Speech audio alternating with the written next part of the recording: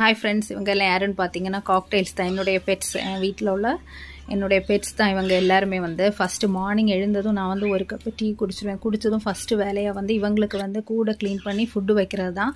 இந்த கடலை பார்த்திங்கன்னா நைட்டே ஊற போட்டுருவேன். டெய்லி கொஞ்சம் கொஞ்சம் எடுத்து ஊற போட்டு நெக்ஸ்ட் டே கருப்பு கடலை ஊற போட்டுருவேன். போட்டு நெக்ஸ்ட் டே மார்னிங் அவங்களுக்கு வேண்டி எடுத்து கொடுத்துருவேன். இப்போ பாருங்கள், கருப்பு கடலை வச்சாச்சு. அடுத்து இவங்களுக்கு என்ன கொடுப்பேன்னு பார்த்தீங்கன்னா தினையும் கொஞ்சம் சன்ஃப்ளவர் சீடு நான் டெய்லி கொடுக்க மாட்டேன். ஒரு 2-3 டேஸ் விட்டு கொடுப்பேன். இதுதான் இவங்களுக்கு ஃபுட்டு.